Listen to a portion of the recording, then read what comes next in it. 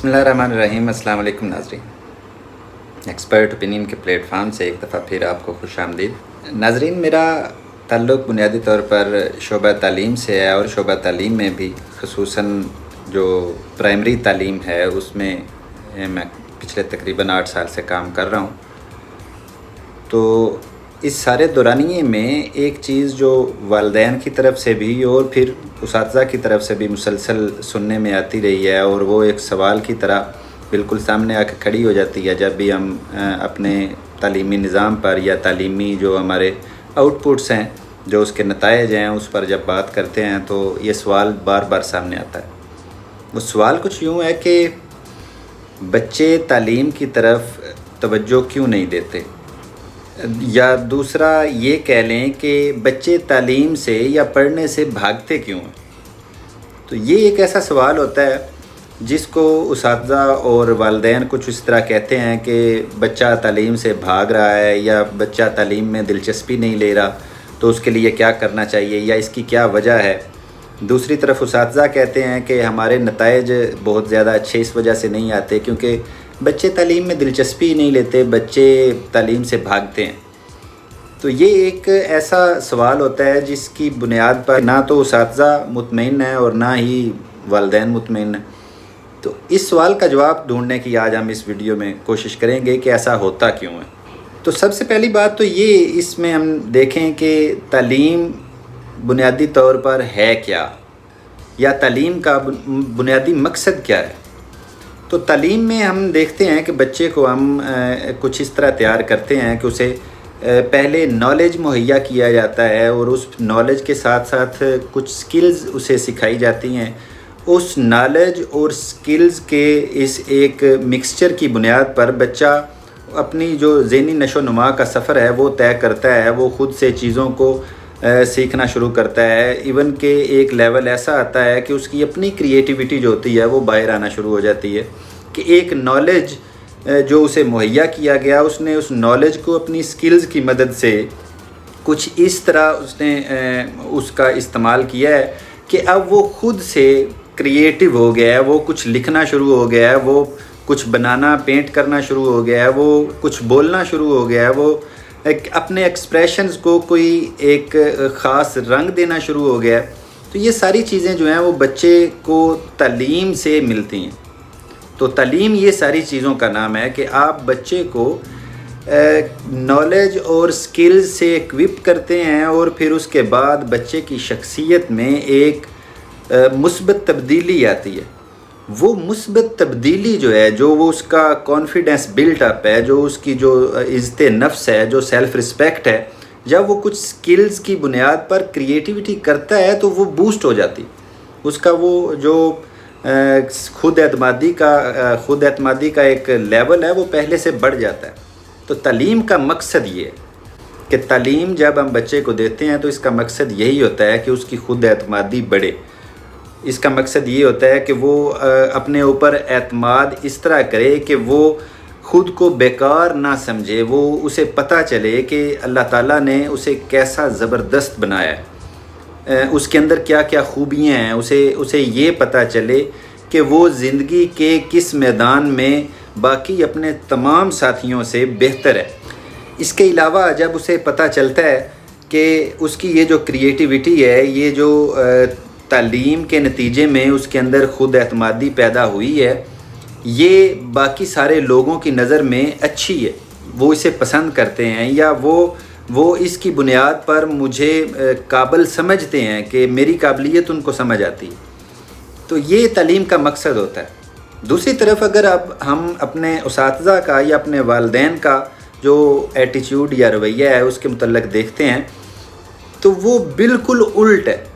तालीम का जो मकसद है वो है बच्चे के अंदर खुद एतमादी पैदा करना, बच्चे की सेल्फ़ रिस्पेक्ट को बढ़ा देना, कि उसे पता चले कि वो एक काबिल चीज़ है। लेकिन हमारे वालिदैन और उसातिज़ा इससे बिल्कुल उल्ट करते हैं। बच्चा अगर किसी चीज़ को याद नहीं कर पाता, बच्चा अगर किसी टेस्ट में नंबर कम लेता है, बच्चा अगर किसी जगह पे मैथ की कोई इक्वेशन सॉल्व नहीं कर पाता, उसे किसी मसले की समझ नहीं आती, तो जो तज़लील बच्चे को اساتذہ اور والدین کی طرف سے ملتی ہے وہ اس کی خود اعتمادی کو پہلے سے گھٹا دیتی ہے، اور یہ بالکل ایک نارمل بات ہے۔ ہمارے اساتذہ اس بچے کو اس کے منہ پہ کند ذہن، نالائق اور اس طرح ڈکلیئر کر دیتے ہیں، اور اسے بار بار بتاتے ہیں کہ تم نالائق ہو، تمہیں یہ سمجھ ہی نہیں آ رہی، تمہیں یہ پتہ ہی نہیں ہے، تمہیں یہ یاد ہی نہیں ہو رہا۔ اور والدین بھی اسی طرح اس کو ہمیشہ دوسرے بچوں کے ساتھ مسلسل کمپیئر کرتے رہتے ہیں کہ فلاں جو ہے وہ 99% ہے، فلاں جو ہے وہ 96% مارکس ہیں، فلاں جو آپ ہو ہی نالائق، آپ کو ذرا بھی اپنی تعلیم پہ توجہ نہیں ہے، آپ کو ذرا احساس نہیں ہے کہ آپ باقی سب سے پیچھے رہ گئے ہو، باقی سارے بچے تو بڑے قابل ہیں جو 100 میں سے 95 98 97% نمبر لے رہے ہیں اور آپ بالکل نالائق ہو۔ یا اسی طرح اس کا کوئی استاد جب بتاتا ہے کہ بچہ جو ہے وہ میتھ کو نہیں سمجھ پا رہا، تو والدین کا اس پہ رویہ جو ہوتا ہے وہ بڑا ایون کے بات ہاتھا پائی مار کٹائی تک آ سکتی ہے۔ تو بچے کا جو وہ خود اعتمادی کا لیول ہے وہ ہم گرا دیتے ہیں۔ اب بچہ یہ سمجھنا شروع ہو گیا ہے کہ یہ تعلیم ایک ایسی چیز ہے جو میری ذات کو باقی سارے لوگوں کے سامنے زیرو کر دیتی ہے۔ حالانکہ ایسا ہونا نہیں چاہیے۔ تعلیم کا مقصد یہ ہے کہ بچے کو یہ احساس ہو جائے کہ یہ تعلیم جو ہے مجھے باقی سب کے سامنے ہیرو کر دیتی۔ تو بچوں کا تعلیم سے بھاگنے کا جو سب سے بنیادی کہہ لیں کہ ایک فیکٹر ہے وہ یہی ہے کہ جب آپ تعلیم کو اس مقصد سے ہٹا دیں گے جو اس کا بنیادی مقصد ہے کہ بچے کے اندر ایک سیلف رسپیکٹ ڈیولپ ہونا، بچے کو اپنی شخصیت کا ادراک ہونا، اپنی خوبیوں کا پتہ چلنا، بچے کو اپنی قابلیت کا پتہ چلنا، اور اس کے نتیجے میں جو اس کے اندر کریٹیوٹی پیدا ہوتی ہے اور وہ اپنی سیلف رسپیکٹ کو پہلے سے بہتر جگہ پہ محسوس کرتا ہے، تو یہ اس کا بنیادی مقصد ہے۔ اگر یہ مقصد ہمارے نظام میں، ہمارے اساتذہ کے ہاں یا ہمارے والدین کے ہاں نہیں فالو کیا جا رہا تو پھر بچے تعلیم سے بھاگیں گے، بچوں کو تعلیم میں کوئی دلچسپی نہیں نظر آئے گی۔ اور اگر آپ اسے ان بائسڈ ہو کے دیکھیں یا سوچیں تو آپ خود بھی محسوس کریں گے کہ وہ کام کیوں کیا جائے جس میں آپ کو روز تکلیف کا، تذلیل کا سامنا کرنا پڑے۔ تو بچوں کے ساتھ ہر روز ایسا ہی ہو رہا ہے، پاکستان میں ایٹ لیسٹ ایسا ہی ہو رہا ہے کہ بچوں کو والدین جوکی کی طرح بالکل اور گھوڑے کی طرح ایک ریس میں دوڑا رہے ہیں، اور جب وہ اس ریس میں چوتھی، پانچویں، ساتویں پوزیشن پر آتے ہیں تو بالکل جیسے گھوڑوں کے مالکان اپنے گھوڑوں کو تابڑ توڑ چھانٹوں سے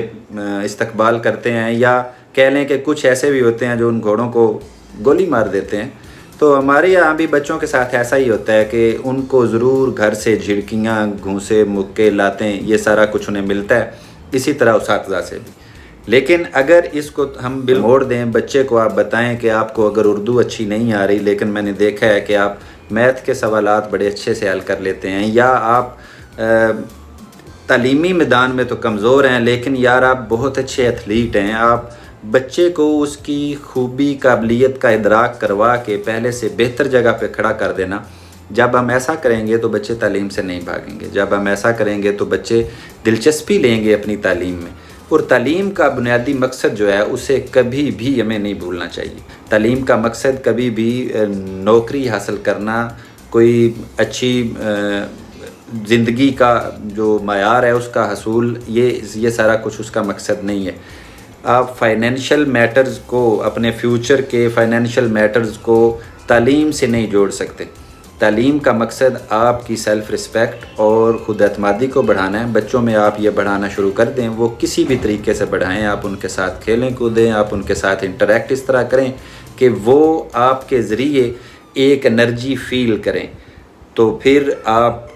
تعلیم کا مقصد پورا کر رہے ہیں۔ بینگ پیرنٹ، آپ پر یہ فرض ہے کہ آپ اپنے بچے کو ایک ایسی خود اعتمادی سے لیس کریں کہ وہ کسی بھی زندگی کے کسی بھی میدان میں